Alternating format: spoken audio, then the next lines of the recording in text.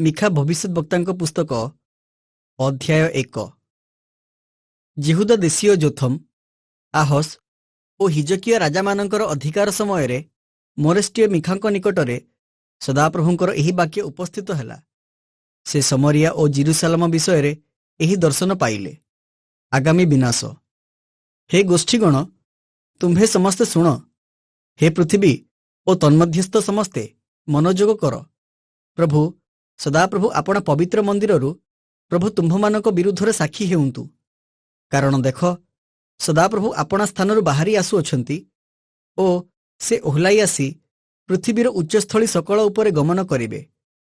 ତହିଁରେ ଅଗ୍ନି ଆଗରେ ଯେପରି ମହମ ତରଳିଯାଏ ଓ ଗଡ଼ନ୍ତି ସ୍ଥାନରେ ଜଳ ଗଡ଼ି ପଡ଼େ, ସେହିପରି ତାହାଙ୍କ ପଦତଳେ ପର୍ବତଗଣ ତରଳିଯିବେ ଓ ତଳଭୂମି ସକଳ ବିଦୀର୍ଣ୍ଣ ହେବ। କାରଣ ଯାକୁବର ଆଜ୍ଞା ଲଙ୍ଘନ ଓ ଇସ୍ରାଏଲ ବଂଶର ପାପ ସକାଶୁ ଏହିସବୁ ହେଉଅଛି। ଯାକୁବର ଆଜ୍ଞା ଲଙ୍ଘନ କଣ? ତାହା କି ସମରିଆ ନୁହେଁ? ଓ ଜିହୁଦାର ଉଚ୍ଚସ୍ଥଳୀ ସକଳ କଣ? ସେହି ସବୁ କି ଜିରୁସାଲାମ ନୁହେଁ? ଏଥିପାଇଁ ଆମ୍ଭେ ସମରିଆକୁ କ୍ଷେତ୍ରସ୍ଥ ଢିପି ଓ ଦ୍ରାକ୍ଷଲତା ରୋପଣର ସ୍ଥାନ ତୁଲ୍ୟ କରିବା। ଆଉ ଆମ୍ଭେ ତହିଁର ପ୍ରସ୍ତର ସକଳ ଉପତ୍ୟକାରେ ପକାଇ ତହିଁର ଭିତ୍ତିମୂଳ ଅନାବୃତ କରିବା। ପୁଣି ତାହାର ଖୋଦିତ ପ୍ରତିମା ସକଳ ଖଣ୍ଡ ଖଣ୍ଡ କରାଯିବ ଓ ତାହାର ବେତନ ସକଳ ଅଗ୍ନିରେ ଦଗ୍ଧ ହେବ। ଆଉ ଆମ୍ଭେ ତାହାର ଦେବତା ସକଳକୁ ଧ୍ୱଂସ କରିବା, କାରଣ ବେଶ୍ୟାର ବେତନ ଦ୍ୱାରା ସେ ତାହା ସଞ୍ଚୟ କରିଅଛି ଓ ତାହା ପୁନର୍ବାର ବେଶ୍ୟାର ବେତନ ହୋଇଯିବ। ଏଥିସକାଶୁ ଆମ୍ଭେ ବିଳାପ ଓ ହାହାକାର କରିବା। ଆମ୍ଭେ ଉଲଙ୍ଗ ହୋଇ ଖାଲି ପାଦରେ ବୁଲିବା। ଆମ୍ଭେ ଶୃଗାଳ ପରି ବିଳାପ କରିବା ଓ ଉଷ୍ଟ୍ରପକ୍ଷୀ ପରି ଶୋକ କରିବା। କାରଣ ତାହାର କ୍ଷତ ଅଚିକିତ୍ସ୍ୟ, ଯେହେତୁ ତାହା ଜିହୁଦା ପର୍ଯ୍ୟନ୍ତ ଆସିଅଛି। ତାହା ଆମ୍ଭ ଲୋକମାନଙ୍କର ନଗର ଦ୍ୱାର ଜିରୁସାଲାମ ପର୍ଯ୍ୟନ୍ତ ପହଞ୍ଚିଅଛି। ଗାଥ ନଗରରେ ଏକଥା ଜଣାଅ ନାହିଁ, ଆଦୌ ରୋଦନ କର ନାହିଁ। ଏବଂ ବେତ୍ ଲିଓଫ୍ରା ନଗରର ଧୂଳିରେ ନିଜେ ଗଡ଼ିଅଛୁ। ଏ ସାଫିର ନିବାସିନୀ, ତୁମ୍ଭେ ଉଲଙ୍ଗ ଓ ଲଜ୍ଜିତ ହୋଇ ଚାଲିଯାଅ। ସାନାନ ନିବାସିନୀ ବାହାର ହୋଇ ଆସି ନାହିଁ। ବେତ୍ ସେଲର ବିଳାପ ତୁମ୍ଭମାନଙ୍କଠାରୁ ତାହାର ଅବଲମ୍ବନ ହରଣ କରିବ। କାରଣ ମାରତ ନିବାସିନୀ ଭାବିତା ହୋଇ ମଙ୍ଗଳର ଅପେକ୍ଷା କରଇ। ଯେହେତୁ ଜିରୁସାଲାମର ଦ୍ୱାର ପର୍ଯ୍ୟନ୍ତ ସଦାପ୍ରଭୁଙ୍କଠାରୁ ଅମଙ୍ଗଳ ଉପସ୍ଥିତ ହୋଇଅଛି। ହେ ନାଖିସ୍ ନିବାସିନୀ, ତୁମ୍ଭେ ରଥରେ ଦ୍ରୁତଗାମୀ ଅଶ୍ୱଯୋଚ। ସେ ସିଓନ କନ୍ୟା ପ୍ରତି ଆଦ୍ୟ ପାପ ସ୍ୱରୂପ ଥିଲା। କାରଣ ଇସ୍ରାଏଲର ଆଜ୍ଞା ଲଙ୍ଘନ ସକଳ ତୁମ୍ଭ ମଧ୍ୟରେ ଦେଖାଗଲା। ଏଥିପାଇଁ ତୁମ୍ଭେ ମୋରେସଦ୍ ଗାଥକୁ ବିଦାୟକାଳୀନ ଦାନ ଦେବ। ଅକସିବ୍ର ଗୃହ ସକଳ ଇସ୍ରାଏଲର ରାଜାଗଣ ପ୍ରତି ପ୍ରବଞ୍ଚନାଜନକ ବସ୍ତୁ ତୁଲ୍ୟ ହେବ। ଆହୁରି ହେ ମାରେସା ଗ୍ରାମର ନିବାସିନୀ, ଯେ ତୁମ୍ଭକୁ ଅଧିକାର କରିବ, ତାହାକୁ ଆମ୍ଭେ ତୁମ୍ଭ ନିକଟକୁ ଆଣିବା। ଇସ୍ରାଏଲର ମହାନ ନେତୃତ୍ୱକାରୀଗଣ ଅଦୁଲ୍ଲମ ଗୁମ୍ଫାକୁ ଯିବେ। ତୁମ୍ଭେ ଆପଣର ଆହ୍ଲାଦଜନକ ସନ୍ତାନଗଣ ନିମନ୍ତେ ମସ୍ତକ ମୁଣ୍ଡନ କର ଓ କେଶ କାଟି ପକାଅ। ଶାଗୁଣା ପରି ଆପଣର କେଶ ଶୂନ୍ୟତା ବୃଦ୍ଧି କର, କାରଣ ସେମାନେ ତୁମ୍ଭ ନିକଟରୁ ନିର୍ବାସିତ ହୋଇ ଯାଇଅଛନ୍ତି। ମିଖାଙ୍କ ପୁସ୍ତକ ଅଧ୍ୟାୟ 2। ଅତ୍ୟାଚାରୀଗଣ ସନ୍ତାପର ପାତ୍ର। ଯେଉଁମାନେ ଆପଣା ଆପଣା ଶଯ୍ୟାରେ ଅଧର୍ମ କଳ୍ପନା କରନ୍ତି ଓ କୁକର୍ମ ସ୍ଥିର କରନ୍ତି, ସେମାନେ ସନ୍ତାପର ପାତ୍ର। ପ୍ରଭାତ ହେବା ମାତ୍ର ସେମାନେ ତାହା ସାଧନ କରନ୍ତି, କାରଣ ତାହା ସେମାନଙ୍କ ହସ୍ତର କ୍ଷମତାଧୀନ। ଆଉ ସେମାନେ କ୍ଷେତ୍ରକୁ ଲୋଭ କରନ୍ତି ଓ ବଳରେ ତାହା ଛଡ଼ାଇ ନିଅନ୍ତି ଓ ଗୃହକୁ ଲୋଭ କରି ତାହା ହରଣ କରି ନିଅନ୍ତି। ଆଉ ସେମାନେ ପୁରୁଷ ଓ ତାହାର ଗୃହ ପ୍ରତି ଏବଂ ମନୁଷ୍ୟ ଓ ତାହାର ପୈତୃକ ଅଧିକାର ପ୍ରତି ଦୌରାତ୍ମ୍ୟ କରନ୍ତି। ଏହେତୁ ସଦାପ୍ରଭୁ ଏହି କଥା କହନ୍ତି, ଦେଖ, ଆମ୍ଭେ ଏହି ଗୋଷ୍ଠୀ ବିରୁଦ୍ଧରେ ଅମଙ୍ଗଳ କଳ୍ପନା କରୁଅଛୁ। ତହିଁରୁ ତୁମ୍ଭେମାନେ ଆପଣା ଆପଣା ବେକ କାଢ଼ି ନେବାକୁ କିଏ ଅବା ଗର୍ବ କରି ଚାଲିପାରିବ ନାହିଁ, କାରଣ ତାହା ଦୁଃସମୟ ଅଟେ। ସେହି ଦିନ ଲୋକମାନେ ତୁମ୍ଭ ବିରୁଦ୍ଧରେ ଗୋଟିଏ ପ୍ରବାଦ ଧରି ଅତିଶୟ ବିଳାପ କରିବେ। ଆଉ କହିବେ, ଆମ୍ଭମାନଙ୍କର ସର୍ବନାଶ ହେଲା। ସେ ଆମ୍ଭ ଲୋକମାନଙ୍କର ଅଧିକାର ହସ୍ତାନ୍ତର କରିଅଛନ୍ତି। ସେ କିପରି ଆମ୍ଭଠାରୁ ତାହା ଦୂର କରିଅଛନ୍ତି। ସେ ଆମ୍ଭମାନଙ୍କର କ୍ଷେତ୍ର ବିଭାଗ କରି ବିଦ୍ରୋହୀମାନଙ୍କୁ ଦେଇଅଛନ୍ତି। ଏଥିପାଇଁ ଗୁଲିବାଣ୍ଟ ଦ୍ୱାରା ପରିମାପକ ରଜ୍ଜୁ ପକାଇବା ପାଇଁ ସଦାପ୍ରଭୁଙ୍କ ସମାଜରେ ତୁମ୍ଭର କେହି ନଥିବେ। ତୁମ୍ଭେମାନେ ବାକ୍ୟ ପ୍ରଚାର ନ କର, ସେମାନେ ଏପରି ପ୍ରଚାର କରନ୍ତି। ଯଦି ଏମାନଙ୍କ ନିକଟରେ ସେମାନେ ଭବିଷ୍ୟତ ବାକ୍ୟ ପ୍ରଚାର କରିବେ ନାହିଁ, ତେବେ ଅପମାନ ଘୁଞ୍ଚିବ ନାହିଁ। ହେ ଯାକୁବର ବଂଶ, ସଦାପ୍ରଭୁଙ୍କର ଆତ୍ମା କି ସଂକୁଚିତ ହୋଇଅଛି? ଏହିସବୁ କି ତାହାଙ୍କର କର୍ମ? ଏହା କୁହାଯିବ, ଯେଉଁ ଜନ ସରଳ ଆଚରଣ କରେ, ଆମ୍ଭର ବାକ୍ୟ ସକଳ କି ତାହାର ମଙ୍ଗଳ ନ କରେ? ମାତ୍ର ଅଳ୍ପ କାଳ ହେଲା ଆମ୍ଭର ଲୋକମାନେ ଶତ୍ରୁତୁଲ୍ୟ ହୋଇ ଉଠିଅଛନ୍ତି। ଯୁଦ୍ଧରୁ ବିମୁଖ ଲୋକମାନଙ୍କ ତୁଲ୍ୟ ନିଶ୍ଚିନ୍ତ ପଥିକମାନଙ୍କ ଗାତ୍ରୀୟ ବସ୍ତ୍ରରୁ ତୁମ୍ଭେମାନେ ଉତ୍ତରୀୟ ବସ୍ତ୍ର ଛଡ଼ାଇ ନେଉଅଛ। ଆମ୍ଭ ଲୋକମାନଙ୍କର ନାରୀଗଣକୁ ସେମାନଙ୍କର ସୁଖଜନକ ଗୃହରୁ ତୁମ୍ଭେମାନେ ଦୂର କରି ଦେଉଅଛ। ସେମାନଙ୍କର ସନ୍ତାନଗଣଠାରୁ ତୁମ୍ଭେମାନେ ଆମ୍ଭର ଗୌରବ ଚିରକାଳର ନିମନ୍ତେ ହରଣ କରି ନେଉଅଛ। ତୁମ୍ଭେମାନେ ଉଠ ଓ ପ୍ରସ୍ଥାନ କର, କାରଣ ଏ ତୁମ୍ଭମାନଙ୍କର ବିଶ୍ରାମ ସ୍ଥାନ ନୁହେଁ। ଯେହେତୁ ଅସୂଚିତ ବିନାଶ ଅର୍ଥାତ୍ ଭୟାନକ ବିନାଶ କରୁଅଛି। ଯଦି କୌଣସି ଲୋକ ବାୟୁ ଓ ମିଥ୍ୟା କଥାର ଅନୁଗାମୀ ହୋଇ ମିଥ୍ୟାରେ କହେ, ଆମ୍ଭେ ଦ୍ରାକ୍ଷରସ ଓ ସୁରା ବିଷୟକ ଭବିଷ୍ୟତ ବାକ୍ୟ ତୁମ୍ଭମାନଙ୍କ ନିକଟରେ ପ୍ରଚାର କରିବା, ତେବେ ସେ ତ ଏହି ଲୋକମାନଙ୍କର ଭବିଷ୍ୟତ ବକ୍ତା ହେବ। ହେ ଯାକୁବ, ଆମ୍ଭେ ଅବଶ୍ୟ ତୁମ୍ଭର ଯାବତୀୟ ଲୋକଙ୍କୁ ଏକତ୍ର କରିବା। ଆମ୍ଭେ ଅବଶ୍ୟ ଇସ୍ରାଏଲର ଅବଶିଷ୍ଟାଂଶକୁ ସଂଗ୍ରହ କରିବା। ଆମ୍ଭେ ସେମାନଙ୍କୁ ବସ୍ରାର ମେଷଗଣ ତୁଲ୍ୟ ଏକତ୍ର ରଖିବା। ନିଜ ଚରାଣୀ ସ୍ଥାନ ମଧ୍ୟରେ ଯେପରି ମେଷପଲ, ସେହିପରି ମନୁଷ୍ୟର ବାହୁଲ୍ୟ ସକାଶୁ ସେମାନେ ମହାଶବ୍ଦ କରିବେ। ଭଗ୍ନକାରୀ ସେମାନଙ୍କର ଅଗ୍ରଗାମୀ ହୋଇଅଛନ୍ତି। ସେମାନେ ବେଢ଼ା ଭାଙ୍ଗି ଦ୍ୱାର ପର୍ଯ୍ୟନ୍ତ ଯାଇଅଛନ୍ତି ଓ ସେହି ଦ୍ୱାର ଦେଇ ବାହାରି ଯାଇଅଛନ୍ତି। ପୁଣି ସେମାନଙ୍କର ରାଜା ସେମାନଙ୍କର ଆଗେ ଆଗେ ଯାଇଅଛନ୍ତି ଓ ସଦାପ୍ରଭୁ ସେମାନଙ୍କର ଅଗ୍ରଗାମୀ ଅଛନ୍ତି। ମିଖାଙ୍କ ପୁସ୍ତକ ଅଧ୍ୟାୟ 3। ଯାଜକ ଓ ଶାସନକର୍ତ୍ତାଙ୍କୁ ଭତ୍ସର୍ଣ୍ଣା। ପୁଣି ମୁଁ କହିଲି, ହେ ଯାକୁବର ପ୍ରଧାନ ବର୍ଗ ଓ ହେ ଇସ୍ରାଏଲ ବଂଶର ଶାସନକର୍ତ୍ତାଗଣ, ମୁଁ ନିବେଦନ କରେ, ତୁମ୍ଭେମାନେ ଶୁଣ। ନ୍ୟାୟ ବିଚାର ଜ୍ଞାତ ହେବାର କି ତୁମ୍ଭମାନଙ୍କର ଉଚିତ ନୁହେଁ? ମାତ୍ର ତୁମ୍ଭେମାନେ ସତ୍କର୍ମ ଘୃଣା କରି ଦୁଷ୍କର୍ମ ଭଲ ପାଉଅଛ। ତୁମ୍ଭେମାନେ ଲୋକମାନଙ୍କ ଶରୀରରୁ ସେମାନଙ୍କର ଚର୍ମ ଓ ସେମାନଙ୍କ ଅସ୍ଥିରୁ ସେମାନଙ୍କର ମାଂସ ଛଡ଼ାଇ ନେଉଅଛ। ମଧ୍ୟ ତୁମ୍ଭେମାନେ ଆମ୍ଭ ଲୋକମାନଙ୍କର ମାଂସ ଖାଉଅଛ ଓ ସେମାନଙ୍କର ଚର୍ମ ଛଡ଼ାଇ ସେମାନଙ୍କର ଅସ୍ଥି ସବୁ ଭାଙ୍ଗୁଅଛ। ହଁ, ଯେପରି ହାଣ୍ଡି ଓ ହଣ୍ଡା ପାଇଁ ମାଂସ ଖଣ୍ଡ ଖଣ୍ଡ କରନ୍ତି, ସେହିପରି ସେମାନଙ୍କୁ ଖଣ୍ଡ ଖଣ୍ଡ କରି ପକାଉଅଛ। ସେହି ସମୟରେ ସେମାନେ ସଦାପ୍ରଭୁଙ୍କ ନିକଟରେ ନିବେଦନ କରିବେ, ମାତ୍ର ସେ ସେମାନଙ୍କୁ ଉତ୍ତର ଦେବେ ନାହିଁ। ବରଞ୍ଚ ସେମାନଙ୍କର ଦୁଷ୍କ୍ରିୟାନୁସାରେ ସେ ସେହି ସମୟରେ ସେମାନଙ୍କଠାରୁ ଆପଣା ମୁଖ ଲୁଚାଇବେ।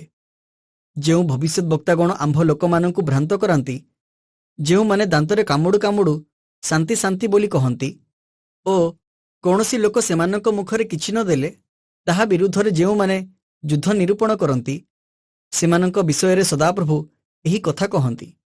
ଏଥିପାଇଁ ତୁମ୍ଭେମାନେ ଯେପରି କୌଣସି ଦର୍ଶନ ନ ପାଇବ, ତୁମ୍ଭମାନଙ୍କ ପ୍ରତି ରାତ୍ରି ହେବ ଓ ତୁମ୍ଭେମାନେ ଯେପରି ମନ୍ତ୍ରଶୂନ୍ୟ ହେବ, ଏଥିପାଇଁ ତୁମ୍ଭମାନଙ୍କ ପ୍ରତି ଅନ୍ଧକାର ହେବ। ଆଉ ଭବିଷ୍ୟତ ବକ୍ତାଗଣ ଉପରେ ସୂର୍ଯ୍ୟ ଅସ୍ତଗତ ହେବ ଓ ସେମାନଙ୍କ ଉପରେ ଦିବସ କୃଷ୍ଣବର୍ଣ୍ଣ ହେବ। ପୁଣି ଦର୍ଶକମାନେ ଲଜ୍ଜିତ ଓ ମନ୍ତ୍ରବେତ୍ତାମାନେ ଉଦ୍ବିଗ୍ନ ହେବେ। ହଁ, ସେମାନେ ସମସ୍ତେ ଆପଣା ଆପଣା ଓଷ୍ଠାଧର ଘୋଡ଼ାଇବେ, କାରଣ ପରମେଶ୍ୱରଙ୍କ ଠାରୁ କୌଣସି ଉତ୍ତର ନାହିଁ। ମାତ୍ର ଯାକୁବକୁ ତାହାର ଆଜ୍ଞା ଲଙ୍ଘନ ଓ ଇସ୍ରାଏଲକୁ ତାହାର ପାପ ଜ୍ଞାତ କରାଇବା ନିମନ୍ତେ ଆମ୍ଭେ ପ୍ରକୃତରେ ସଦାପ୍ରଭୁଙ୍କ ଆତ୍ମା ଦ୍ୱାରା ଶକ୍ତିରେ, ନ୍ୟାୟ ବିଚାରରେ ଓ ପରାକ୍ରମରେ ପରିପୂର୍ଣ୍ଣ ଅଛୁ। ହେ ଯାକୁବ ବଂଶର ପ୍ରଧାନ ବର୍ଗ ଓ ଇସ୍ରାଏଲ ବଂଶର ଶାସନକର୍ତ୍ତାଗଣ, ମୁଁ ନିବେଦନ କରେ, ତୁମ୍ଭେମାନେ ଏହା ଶୁଣ। ତୁମ୍ଭେମାନେ ନ୍ୟାୟ ବିଚାର ଘୃଣା କରୁଅଛ ଓ ଅପକ୍ଷପାତ ବିଚାର ସବୁ ଅନ୍ୟଥା କରୁଅଛ। ସେମାନେ ସିୟୋନକୁ ରକ୍ତରେ ଓ ଜିରୁସାଲମକୁ ଅଧର୍ମରେ ନିର୍ମାଣ କରୁଅଛନ୍ତି। ସେହି ସ୍ଥାନର ପ୍ରଧାନ ବର୍ଗ ଲାଞ୍ଚ ନେଇ ବିଚାର କରନ୍ତି ଓ ତହିଁର ଯାଜକଗଣ ବେତନ ନେଇ ଶିକ୍ଷା ଦିଅନ୍ତି ଓ ତହିଁର ଭବିଷ୍ୟତ ବକ୍ତାଗଣ ଅର୍ଥ ନେଇ ମନ୍ତ୍ର ପଢ଼ନ୍ତି। ତଥାପି ସେମାନେ ସଦାପ୍ରଭୁଙ୍କ ଉପରେ ନିର୍ଭର କରି କୁହନ୍ତି, ସଦାପ୍ରଭୁ କି ଆମ୍ଭମାନଙ୍କ ମଧ୍ୟରେ ନାହାନ୍ତି? କୌଣସି ଅମଙ୍ଗଳ ଆମ୍ଭମାନଙ୍କ ନିକଟକୁ ଆସିବ ନାହିଁ। ଏହେତୁ ତୁମ୍ଭମାନଙ୍କ ସକାଶୁ ସିୟୋନ କ୍ଷେତ୍ରତୁଲ୍ୟ ଚାଷ କରାଯିବ ଓ ଜିରୁସାଲେମ ଢିପି ହେବ, ଆଉ ଗୃହର ପର୍ବତ ବନସ୍ଥ ଉଚ୍ଚସ୍ଥଳୀର ତୁଲ୍ୟ ହେବ। ମିଖାଙ୍କ ପୁସ୍ତକ ଅଧ୍ୟାୟ 4। ସଦାପ୍ରଭୁଙ୍କ ପର୍ବତ। ମାତ୍ର ଶେଷ କାଳରେ ଏ ରୂପ ଘଟିବ, ସଦାପ୍ରଭୁଙ୍କ ଗୃହର ପର୍ବତ ପର୍ବତଗଣର ଶିଖର ଉପରେ ସ୍ଥାପିତ ହେବ ଓ ଉପପର୍ବତଗଣ ଅପେକ୍ଷା ଉଚ୍ଚୀକୃତ ହେବ, ଆଉ ଗୋଷ୍ଠୀଗଣ ସ୍ରୋତ ପରି ତହିଁ ମଧ୍ୟକୁ ବହି ଆସିବେ। ପୁଣି ଅନେକ ଗୋଷ୍ଠୀ ଯାଉ ଯାଉ କହିବେ, ତୁମ୍ଭେମାନେ ଆସ, ସଦାପ୍ରଭୁଙ୍କ ପର୍ବତକୁ, ଯାକୁବର ପରମେଶ୍ୱରଙ୍କ ଗୃହକୁ ଆମ୍ଭେମାନେ ଯାଉ। ତହିଁରେ ସେ ଆପଣା ପଥ ବିଷୟ ଆମ୍ଭମାନଙ୍କୁ ଶିକ୍ଷା ଦେବେ ଓ ଆମ୍ଭେମାନେ ତାହାଙ୍କ ମାର୍ଗରେ ଗମନ କରିବା। କାରଣ ସିଓନଠାରୁ ବ୍ୟବସ୍ଥା ଓ ଜିରୁସାଲମଠାରୁ ସଦାପ୍ରଭୁଙ୍କର ବାକ୍ୟ ନିର୍ଗତ ହେବ। ପୁଣି ସେ ଅନେକ ଗୋଷ୍ଠୀମାନଙ୍କ ମଧ୍ୟରେ ବିଚାର କରିବେ ଓ ଦୂରସ୍ଥିତ ବଳବାନ ଗୋଷ୍ଠୀମାନଙ୍କ ସମ୍ବନ୍ଧରେ ନିଷ୍ପତ୍ତି କରିବେ। ତହିଁରେ ସେମାନେ ଆପଣା ଆପଣା ଖଡ଼ଗ ଭାଙ୍ଗି ଲଙ୍ଗଳର ଫାଳ କରିବେ ଓ ଆପଣା ଆପଣା ବର୍ଚ୍ଛା ଭାଙ୍ଗି ଦା ନିର୍ମାଣ କରିବେ। ଏକ ଦେଶୀୟ ଲୋକେ ଅନ୍ୟ ଦେଶୀୟ ଲୋକଙ୍କ ବିରୁଦ୍ଧରେ ଖଡ଼ଗ ଉଠାଇବେ ନାହିଁ, କି ଅବା ସେମାନେ ଆଉ ଯୁଦ୍ଧ ଶିଖିବେ ନାହିଁ। ମାତ୍ର ସେମାନେ ପ୍ରତ୍ୟେକେ ଆପଣା ଆପଣା ଦ୍ରାକ୍ଷାଲତା ଓ ଡିମ୍ବିରି ବୃକ୍ଷ ତଳେ ବସିବେ ଓ କେହି ସେମାନଙ୍କୁ ଭୟ ଦେଖାଇବ ନାହିଁ। କାରଣ ସୈନ୍ୟାଧିପତି ସଦାପ୍ରଭୁଙ୍କର ମୁଖ ଏହା କହିଅଛି। କାରଣ ଯାବତୀୟ ଗୋଷ୍ଠୀ ଆପଣା ଆପଣା ଦେବତାର ନାମରେ ଚାଲିବେ।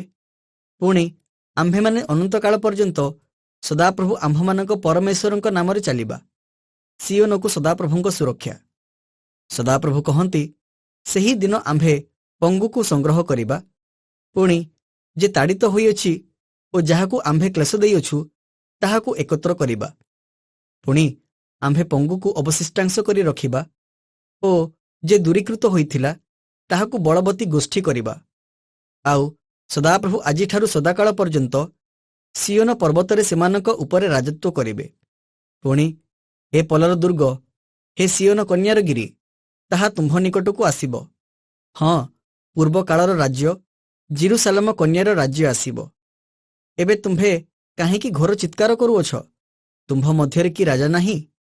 ତୁମ୍ଭର ମନ୍ତ୍ରୀ ବିନଷ୍ଟ ହୋଇଅଛି ବୋଲିକି ସ୍ତ୍ରୀର ପ୍ରସବ ବେଦନା ତୁଲ୍ୟ ବେଦନା ତୁମ୍ଭକୁ ଆକ୍ରାନ୍ତ କରିଅଛି। ହେ ସିଓନ କନ୍ୟା, ତୁମ୍ଭେ ପ୍ରସବ ବେଦନାଗ୍ରସ୍ତା ସ୍ତ୍ରୀ ପରି ବ୍ୟଥିତା ହୋଇ ପ୍ରସବ କରିବାକୁ ଯତ୍ନ କର। କାରଣ ଏବେ ତୁମ୍ଭେ ନଗରକୁ ବାହାରି ଯାଇ ପଦାରେ ବାସ କରିବ ଓ ବାବିଲ ପର୍ଯ୍ୟନ୍ତ ହିଁ ଯିବ। ସେଠାରେ ତୁମ୍ଭେ ଉଦ୍ଧାର ପାଇବ। ସେଠାରେ ସଦାପ୍ରଭୁ ତୁମ୍ଭ ଶତ୍ରୁଗଣର ହସ୍ତରୁ ତୁମ୍ଭକୁ ମୁକ୍ତ କରିବେ। ପୁଣି ବର୍ତ୍ତମାନ ଅନେକ ଗୋଷ୍ଠୀ ତୁମ୍ଭ ବିରୁଦ୍ଧରେ ଏକତ୍ରିତ ହୋଇଅଛନ୍ତି। ସେମାନେ କହନ୍ତି, ସେ ଅଶୁଚି ହେଉ ଓ ଆମ୍ଭମାନଙ୍କର ଚକ୍ଷୁ ତହିଁର ଅଭିଳାଷ ସିଓନ ପ୍ରତି ସଫଳ ହେବାର ଦେଖୁ। ମାତ୍ର ସେମାନେ ସଦାପ୍ରଭୁଙ୍କର ସଂକଳ୍ପ ସବୁ ଜାଣନ୍ତି ନାହିଁ ଅଥବା ତାହାଙ୍କର ମନ୍ତ୍ରଣା ବୁଝନ୍ତି ନାହିଁ। କାରଣ ସେ ସେମାନଙ୍କୁ ଶସ୍ୟ ବିଡ଼ା ପରି ଖଳାରେ ଏକତ୍ର କରିଅଛନ୍ତି। ହେ ସିଓନ କନ୍ୟା, ଉଠ, ଶସ୍ୟ ମର୍ଦ୍ଦନ କର। କାରଣ ଆମ୍ଭେ ତୁମ୍ଭର ଶୃଙ୍ଗ ଲୌହମୟ ଓ ତୁମ୍ଭର ଖୁରା ପିତ୍ତଳମୟ କରିବା। ତହିଁରେ ତୁମ୍ଭେ ଅନେକ ଗୋଷ୍ଠୀଙ୍କୁ ଚୂର୍ଣ୍ଣ କରିବ।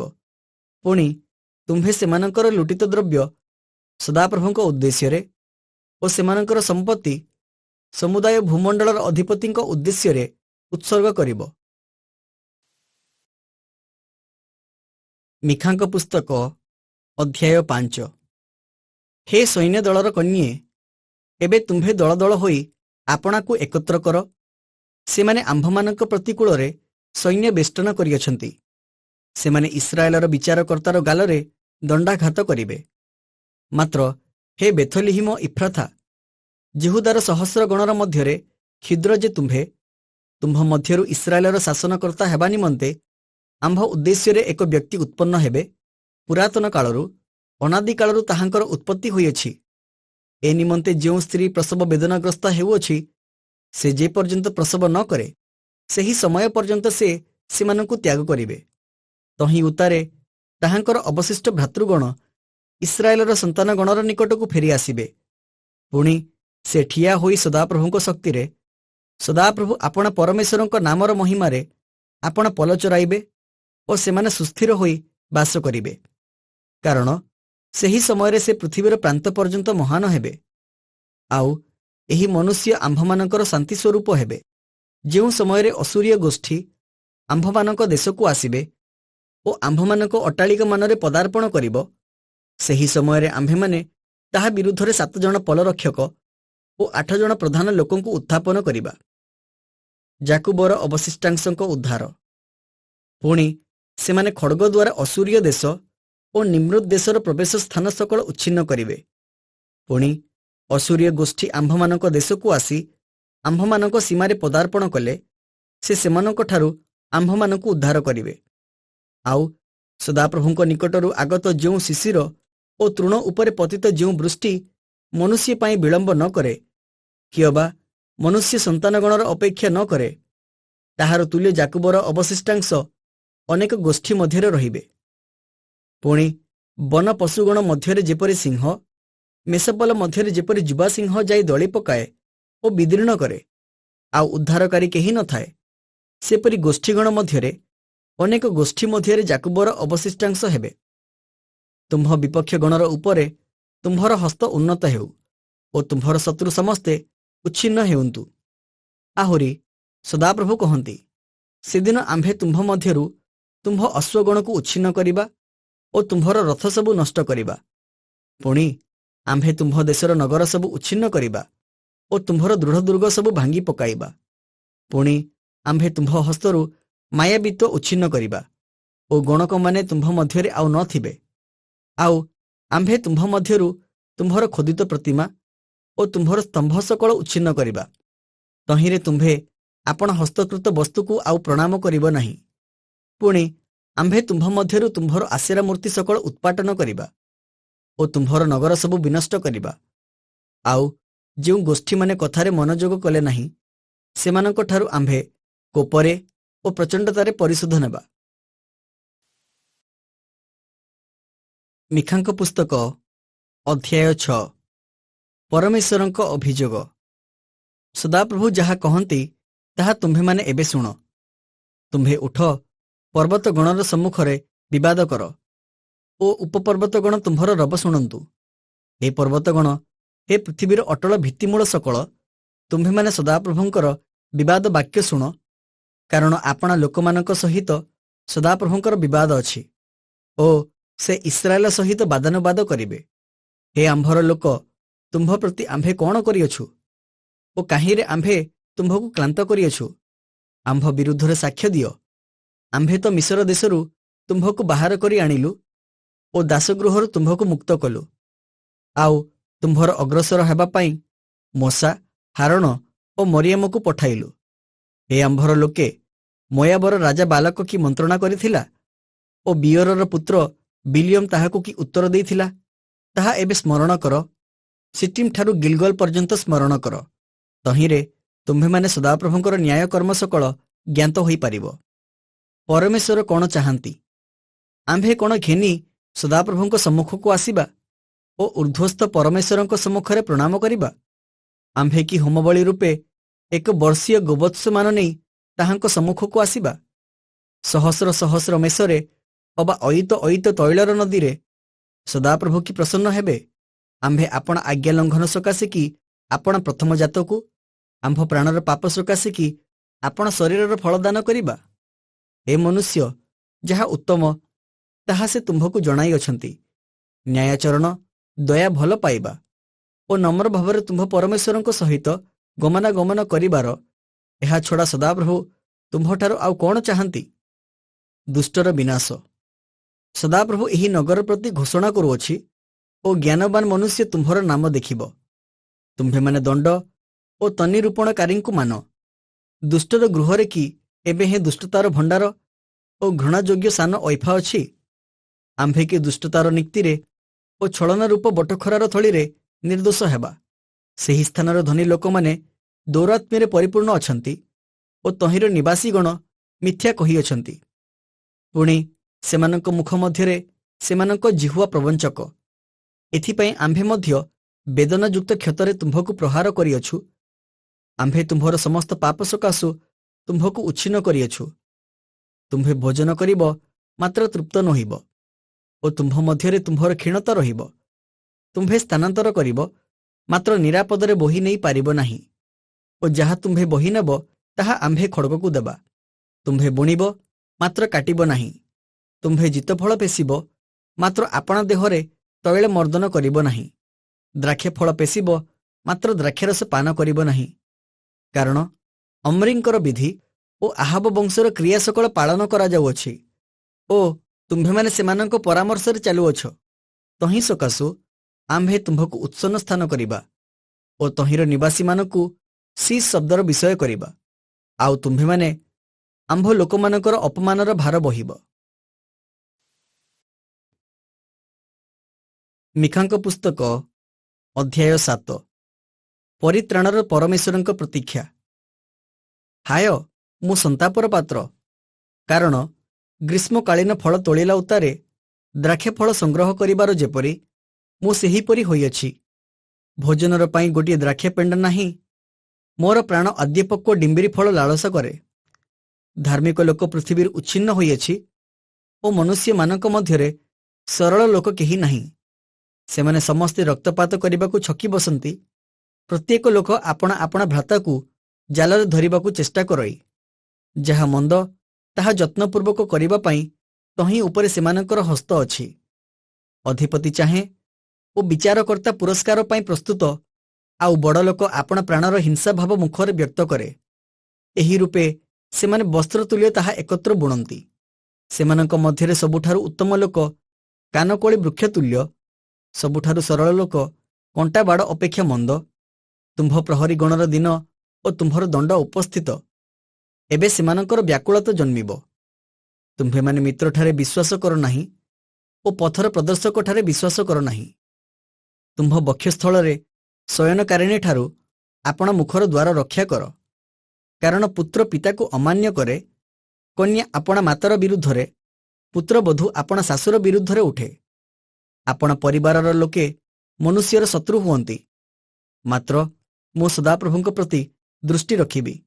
ମୋ ପରିତ୍ରାଣର ପରମେଶ୍ୱରଙ୍କ ପାଇଁ ମୁଁ ଅପେକ୍ଷା କରିବି। ମୋ ପରମେଶ୍ୱର ମୋର କଥା ଶୁଣିବେ। ଏ ମୋର ଶତ୍ରୁ, ମୋର ପ୍ରତିକୂଳରେ ଆନନ୍ଦ କର ନାହିଁ। ମୁଁ ପଡ଼ିଲେ ଉଠିବି, ମୁଁ ଅନ୍ଧକାରରେ ବସିଲେ ସଦାପ୍ରଭୁ ମୋର ଦୀପ୍ତି ସ୍ୱରୂପ ହେବେ। ମୁଁ ସଦାପ୍ରଭୁଙ୍କ ବିରୁଦ୍ଧରେ ପାପ କରିଅଛି। ଏଥିପାଇଁ ଯେ ପର୍ଯ୍ୟନ୍ତ ସେ ମୋ ବିବାଦର ସପକ୍ଷବାଦୀ ହୋଇ ମୋର ବିଚାର ନିଷ୍ପତ୍ତି ନ କରନ୍ତି, ସେ ପର୍ଯ୍ୟନ୍ତ ମୁଁ ତାହାଙ୍କ କ୍ରୋଧରୂପ ଭାର ବହନ କରିବି। ସେ ମୋତେ ବାହାର କରି ଆଲୁଅକୁ ଆଣିବେ ଓ ମୁଁ ତାହାଙ୍କର ଧାର୍ମିକତା ଦେଖିବି। ସେତେବେଳେ ସଦାପ୍ରଭୁ ତୁମ୍ଭ ପରମେଶ୍ୱର କାହାନ୍ତି ବୋଲି ଯେ ମୋତେ କହିଥିଲା, ମୋର ସେହି ଶତ୍ରୁ ତାହା ଦେଖିବ ଓ ଲଜ୍ଜା ତାହାକୁ ଆଚ୍ଛନ୍ନ କରିବ। ମୋର ଚକ୍ଷୁ ତାହାକୁ ଦେଖିବ। ଏବେ ସେ ପଥର କାଦୁଅ ପରି ଦଳିତ ହେବ। ତୁମ୍ଭ ବେଢ଼ାର ନିର୍ମାଣ ଦିନ ଉପସ୍ଥିତ।